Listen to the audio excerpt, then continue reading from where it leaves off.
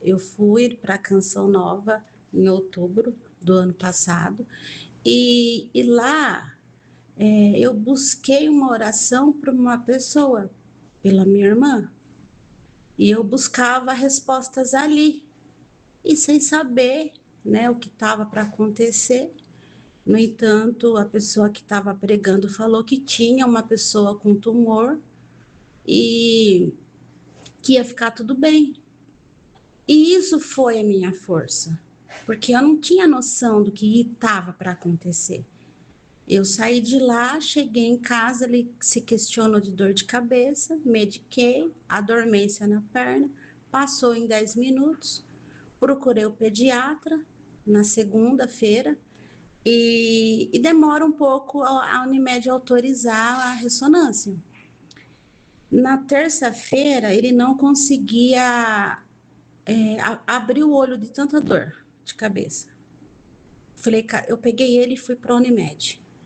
No dia 7, uma coisa assim, que eu não me recordo a data. Ele saiu, isso foi numa terça, ele saiu na sexta-feira com o diagnóstico já nas mãos. O médico chegou e falou: o que o seu filho tem é um tumor, só que a gente não sabe ainda, e que se opera ele perde a visão e a coordenação motora, e se opera, corre o risco, e se não opera também. Ali ele falou assim: mãe, você tem noção da gravidade? Eu falei: doutor, vamos fazer o melhor. Daí ele repetiu de novo. Eu falei: doutor, acima de você tem um Deus que eu creio, um Deus do impossível. E nisso ele falou, ele deu alta pra gente na sexta-feira. Eu saí de lá anestesiada. E daí eu peguei e falei assim: tá nas mãos de Deus, né? Seja que, né, o que tiver que ser. Ele falou: vida normal. Eu questionei: o que ele pode fazer? Jogar uma bola, brincar? Ele: vida normal. E nesse processo vai fazer outras ressonâncias, outros exames. Ele tinha que passar por uma neuropsicóloga para avaliar, né? Para ver as condições antes da cirurgia e pós-cirurgia. E nesse meio tempo, logo já chegou dezembro, né? E ele queria, voltei lá com uma nova ressonância, e ele já queria fazer a cirurgia. Eu falei: não, doutor, porque eu acho que Deus já estava me avisando que não era para ser aquela hora. Porque aí, e antes disso, ela me convidou para ir para São Paulo. E ele amava o Frei. Quando ele soube que o Frei Gilson ia ir, e lá em Santo Amaro, na igreja do Padre Marcelo, e a gente foi. Ele ficou numa distância mais ou menos daqui ali, aonde eu parei o carro ali. E a gente foi.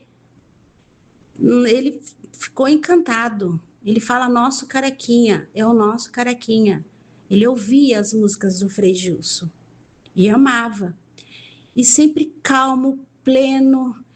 E a médica, quando deu o diagnóstico naquela sexta-feira, colocou, que saiu na sexta-feira depois do laudo, falou que o seu filho tem um glioma de grau leve. E colocou ali, e colocou as mesmas coisas que o médico tinha falado na frente dele. E em desespero, porque como poderia ficar sequelas, visão, motora, tudo, ele queria um jogo de realidade virtual. E no desespero eu falei assim: pai, e agora? Isso daí custa R$4.000. Porque se recebe um diagnóstico desse, você acha que seu filho já vai entrar por um centro cirúrgico. Meu pai comprou esse jogo. Falei: para distrair a cabeça dele. Ele não estava nem aí pela patologia que ele estava. Ele não estava nem aí. Ele queria só brincar e curtir. E planos. E foi onde fui lá, levei ele lá com o Frei Gilson. Depois levei ele na Aparecida do Norte, porque quando ele foi, ele era muito pequeno. E ele falou para mim assim: quando você for no Frei de novo, eu vou ir. E vai agora, dia 20. Vai ter. Ele sabia. mãe, a gente vai ir? Eu falei, filho, vamos esperar a cirurgia, vamos ver como você vai responder. E dia 22 agora de maio, a gente vai. E ele, tá bom, né? E foi isso, a fé dele que ele tinha. E parece que a minha fé é de Deus, mas a minha força vinha dele. Eu tinha que estar perto dele. Se eu não tivesse perto dele, meu mundo desabava. E já desde a morte da minha mãe, que eu me apeguei muito em Deus, né? Que eu senti o amor de Deus, porque minha mãe morreu nos meus braços. E mesmo assim eu não questionei Deus em momento algum. A partir daquele momento que eu descobri, eu me apeguei em Deus, a Bíblia, aos rosários, e quem que me acordava, colocava o relógio para despertar no rosário era ele. Ele chegava com café, aquele expresso, e que tem uns adaptador para você pôr o próprio pó, que não tinha quem não levantasse com aquele café. E a canequinha do Frei, eu comprei, eu te seguirei, né? E é a música que ele gostava. Aí ali foi, oração, oração, oração, e voltando lá atrás, naquela água que eu trouxe, que era para minha irmã, a água estava ali. E eu falei pro meu pai que era para deixar aquela água para ela. Quando ele saiu do hospital, ele passou por aquela garrafa, que quem que vai lembrar daquela água naquele momento? Ele falou assim: joga essa água na minha cabeça.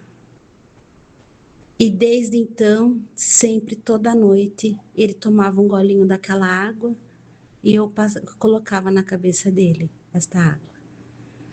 E a minha fé foi acontecendo coisas que eu perguntava para ela ali, viu? Por quê? O que é? Ela falava, é o Espírito Santo, é Deus que está com você. E eu falava assim, pá, o Urani falou realmente do tumor, aquilo era para mim. Ela falou, oh, toma posse, toma posse, toma posse. E aquilo, eu tomei posse daquilo e foi até o fim. E quando Deus levou ele, eu não fiz essa questão. Que testemunho que eu vou levar, que era para levar para frente? A vida do meu filho? Não, é o testemunho da minha fé.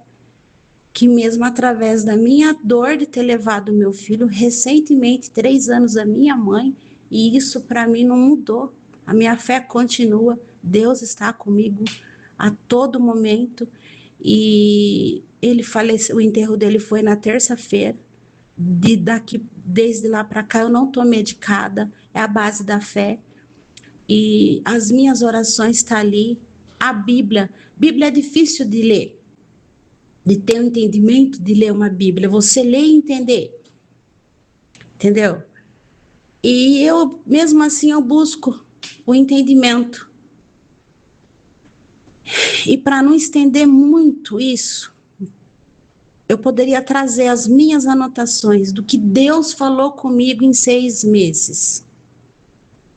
Eu ficar de joelho, do joelho quadrado, pedindo a cura do meu filho. Pedir a cura é fácil. O duro é você chegar e falar, Deus, faça a tua vontade. E se a tua vontade for recolher meu filho, que o Senhor me dê a força. Porque quando você pede a cura, Deus te dá a cura. Só que você tem que ter muita coragem e de falar, Deus, faça a tua vontade, porque talvez não é a mesma que a gente quer. Você quer a cura, talvez não era isso que Deus queria, né? E ele via eu ali naquele chão, ele 1,66 m, 56 quilos. Ele me levantava, pegava pro braço. Você quer uma água, mãe? E trazia um copo de água. E ele acredito eu que eu acho que ou ele sabia ou ele sentia, porque ele chegou e falou assim, seu cabelo tá muito bagunçado, eu vou pentear teu cabelo.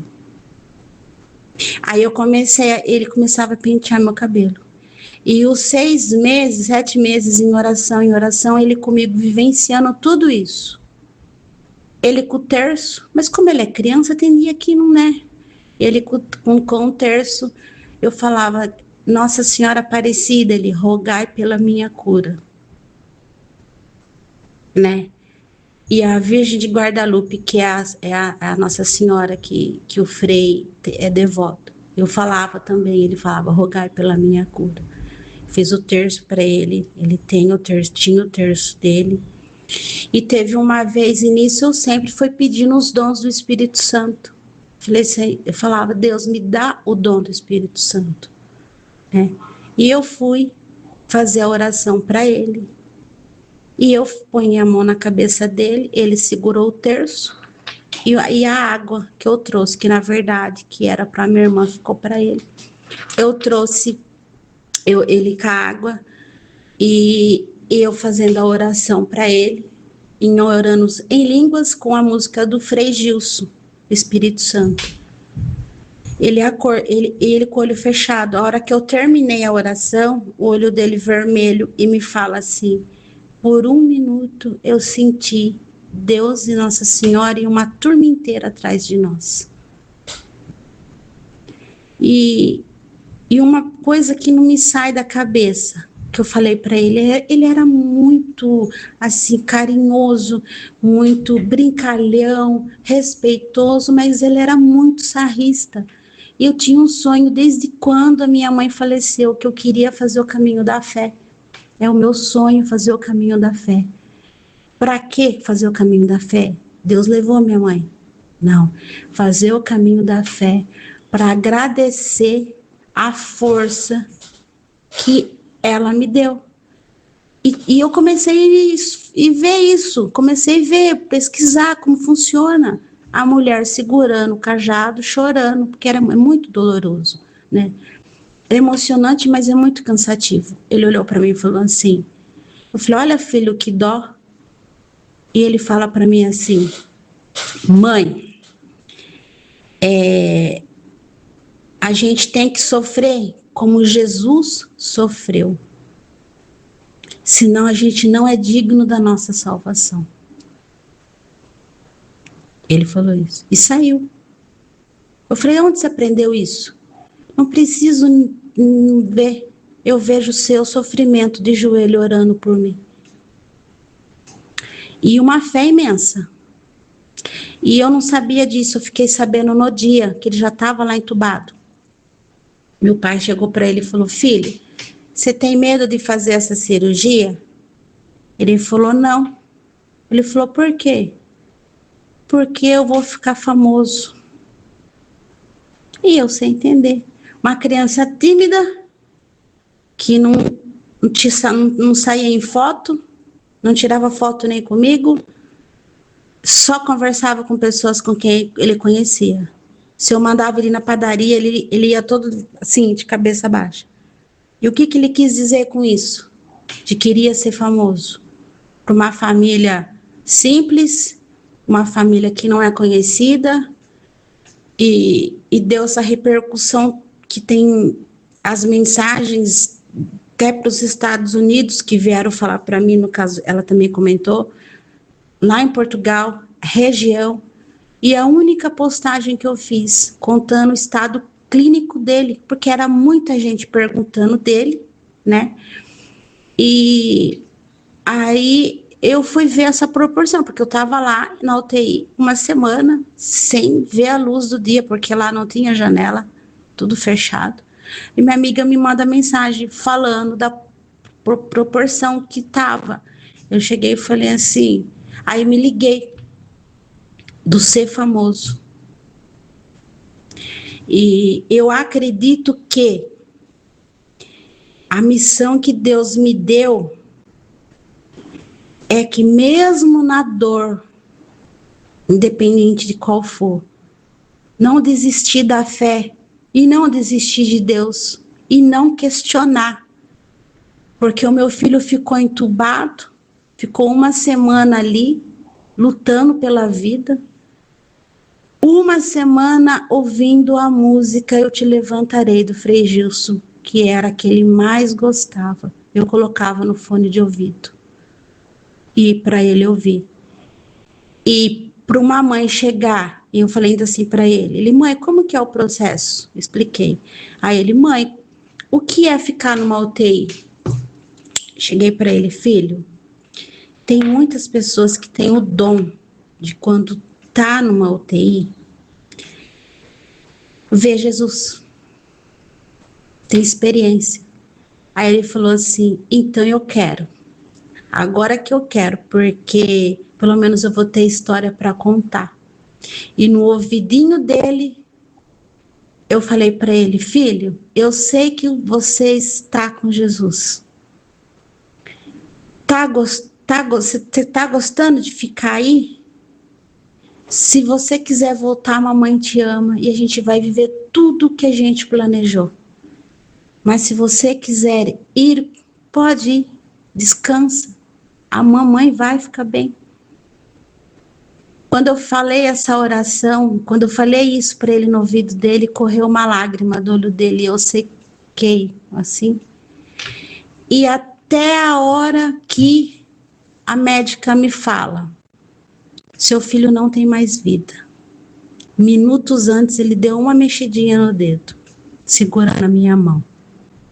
E ali eu pedindo para Deus. Quando eu entendi a gravidade, eu falei para Deus, ele não é meu, Senhor. Ele não é. O Senhor me emprestou e agora o Senhor tem o direito de recolher. E quando eu vi que chegou nessa proporção, a médica, a pressão dele chegou a 5. Aí a médica não pode entrar à visita lá, né? Ela falou, tem alguém para despedir? Foi ele esperar chegar meu pai e a minha irmã. Eu deixei os dois lá. E desci para a capela. De joelho lá no Santíssimo, falei, Senhor, o mesmo Deus que ressuscitou Lázaro, o mesmo Deus que deu vida para um aleijado, né? E o mesmo Deus que deu a luz a um cego, é o mesmo Deus que eu creio, o mesmo Deus que vivo, que pode levantar meu filho de lá agora. Meu filho tá aqui nos teus braços. Mas, se for da tua vontade, recolher ele, recolhe. Dê o descanso para o meu filho. Só te peço uma coisa. Acalma meu coração e a da família. Aí subi. O pai do meu filho junto comigo. A pressão dele normalizou. Meu pai com a minha irmã foi embora. E tem um sensor que os médicos, enfermeira, usa para abrir a porta. 2 luzes brancas movidas a sensor e o corredor escuro. Porque a enfermeira falou, vocês querem ver a gente trocar ou vocês querem ficar no corredor? Não, a gente fica no corredor. Aquela luz piscou 3 vezes. Foi a luz piscar, a enfermeira destravou a porta pro lado de dentro e falou assim, paz, pode entrar. Eu entrei. Quando eu olhei, a pressão normalizada, 12, 13. Abracei o pai dele e falei, nosso guerreiro vai ficar bem. E atrás de nós está que nem aqui a parede. Tinha uma poltrona. Não tinha nem como ninguém passar por ali. E eu vi, sabe a sombra que nem faz assim com a mão? A sombra da gente? Da estatura dele passando do meu lado. Eu olhei e falei, passou alguém aqui. O pai dele, falei, eu também tive esse pressentimento. Foi em sentido onde estava a cama, porque era muito estreito. Aí passou a noite nisso, né, a noite. Aí, contei para a médica, mostrei a foto para a médica. A médica falou, foi essa hora que ele foi a óbito. A hora que eu desci no Santíssimo, entreguei ele para Jesus. Foi essa hora que ele foi a óbito, porque eu mostrei a foto para ela. Só que essa hora foi que dada o óbito. na noite de domingo. Só que na segunda-feira ainda fica ali, né? Aí começou a complicar mais ainda a pressão arterial e não tinha mais medicamento que controlava. Daí, aí chamaram a equipe, o pai do meu filho tinha ido embora, ficou só eu sozinha lá às 9 da noite. Foi quando elas falaram para mim: a gente só vai esperar a equipe chegar para ver se você aceita fazer a doação de órgãos. E ter que fazer uns exames para ver se ele pode. Ele não pôde doar os órgãos. Aí ela falou assim: você aceita doar as córneas? Eu falei: as córneas pode? Eu falei: pode. Aí a córnea tá com alguém. Um pedacinho do meu filho tá com alguém.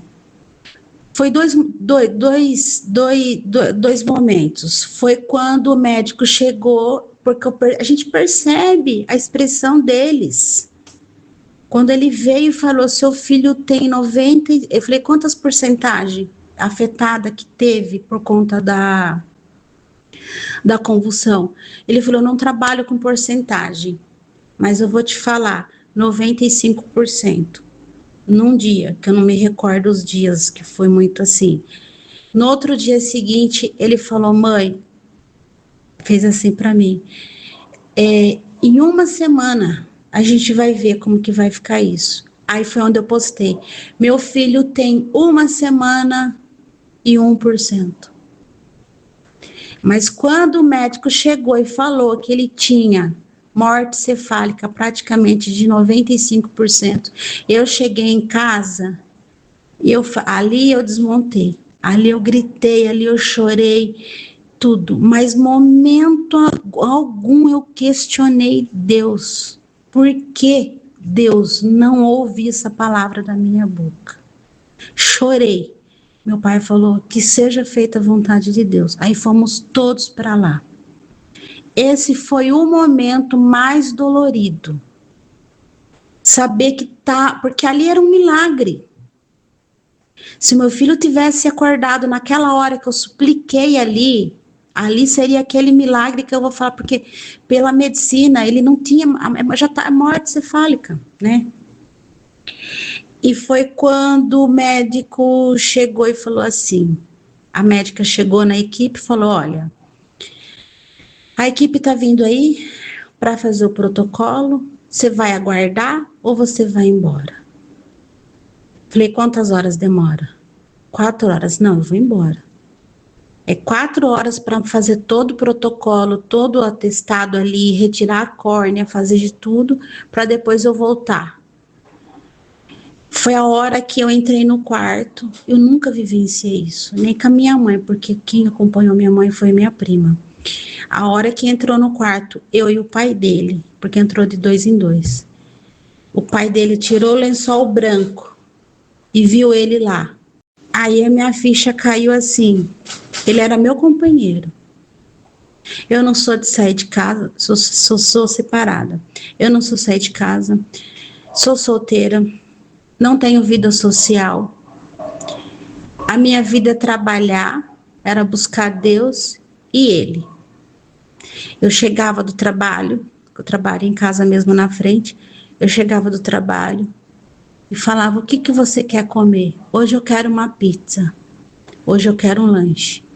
Mãe, faz aquele cafezinho, mãe, faz aquele lanche, mãe, faz aquela comida que eu gosto. E me atormentava. E ele chegou, ele estava nos fundos de casa, lá com meu pai, que eu moro nos fundos. Escova o dente, toma banho direito. Ele entrou no banheiro, cheio de post-it verde e limão. Enzo, escovar o dente. Enzo, lavar o cabelo direito. A rotina que dói. Você chegar dentro de casa, e eu falei para as pessoas que estavam ao meu lado: eu vou oferecer pizza para quem agora? Eu vou pedir para ele: pega o sabonete, eu já tô no banheiro. Enzo, cuida da sua... Eu falo, ele queria morrer que eu falasse isso. Cuida da sua irmã, que era minha gata. responsabilidade era dele. Enzo, vai buscar a sua gata. Enzo, faz isso. Enzo, faz aquilo. Só que quando eu comecei a questionar, quando eu comecei a falar, e agora, Deus? Veio no meu coração. Eu sou a tua força. Você tem a mim. Continue. E bem naquele momento que veio, eu não lembro quem que me mandou uma mensagem do Frei. Não pare de orar.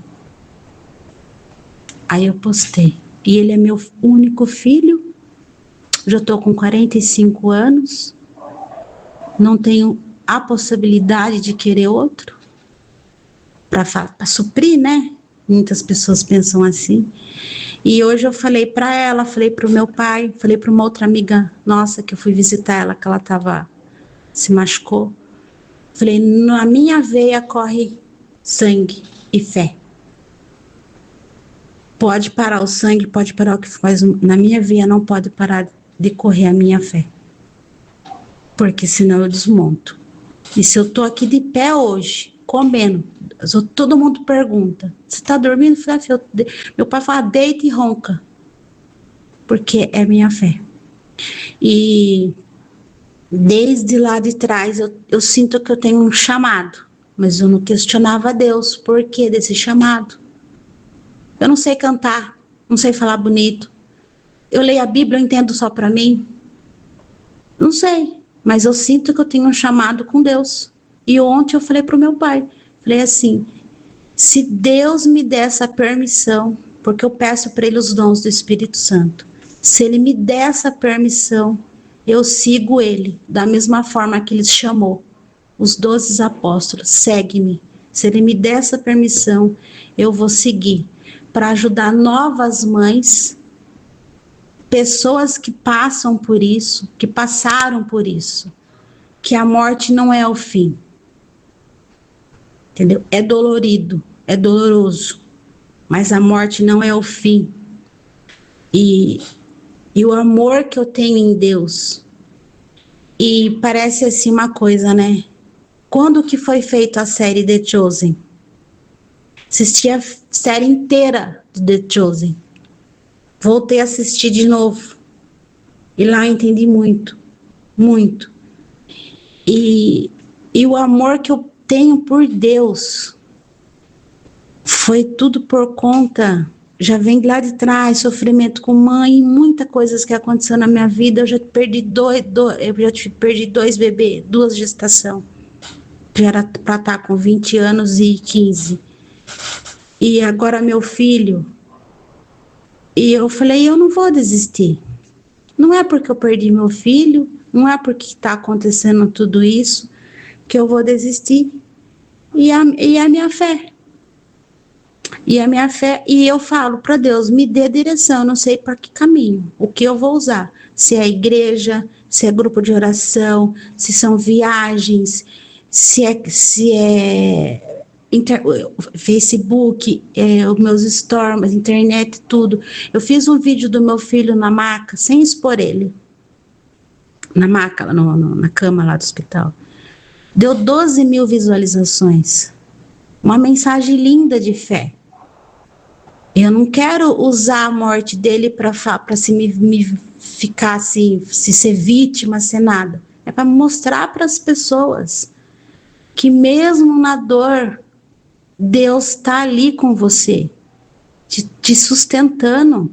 Porque se não fosse Deus, o que seria de mim? O que seria da minha família?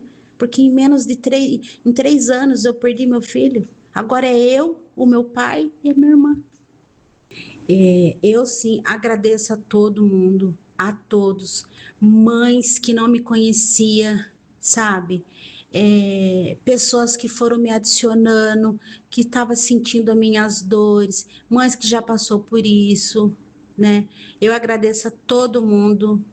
Isso foi muito importante, isso é importante, sabe? Você dá o apoio, um conforto, falar uma palavra de fé. E quando eu vi que o Sandro me mandou, eu estava na casa de uma cliente.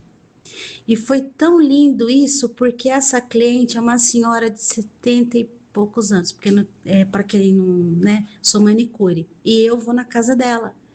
E ela ficou preocupada, ficou me imaginando eu chorando, ficou imaginando eu ali, assim, e eu fui ver ela, e ela viu junto comigo, e ela chorou junto comigo, e ela falou assim que realmente ele fala umas palavras bonitas, e eu agradeço ele, porque ele não falou nada além e nem a menos. Falou que realmente quem era o Enzo. E quando fala que ele queria ser famoso, eu não entendi o que o Enzo quer dizer. Quando o Sandro falou do sonho, me emocionou. As crianças hoje querem ser advogado, quer ser médico, quer ser isso, quer ser aquilo, ok. Sabe qual era o sonho do meu filho? Ser maquinista de trem e percorrer o mundo nas vias férreas. E no ouvidinho dele, antes de eu perceber que ele já não estava mais ali, eu falei: Enzo, quando você sair daí, a gente vai achar um lugar, que aqui não passa mais. Porque eu realizei o sonho dele. Ele foi na corporação em Botucatu de bombeiro. Tem foto dele e tudo de bombeiro. E eu falei que de trem eu ia realizar. Duas coisas que eu queria realizar com ele que eu não consegui. Era essa e montar o quarto que ele queria. Mas aí eu falo, hoje ele está num quarto melhor que o nosso. Hoje ele está com Deus. E é isso, eu agradeço a todos, né? Agradeço a oportunidade de você estar aqui para mim, estar contando um pouquinho da história dele, porque ele era o menino anônimo, né? Quietinho na sala de aula, mas em casa não tinha nada de quieto, né? E agradecer ao Sandro por essa homenagem e a força de todos, né? E o Sandro narrando, com aquela foto dele, não teve quem não chorou. E é isso, né? Agradecer a todos, né?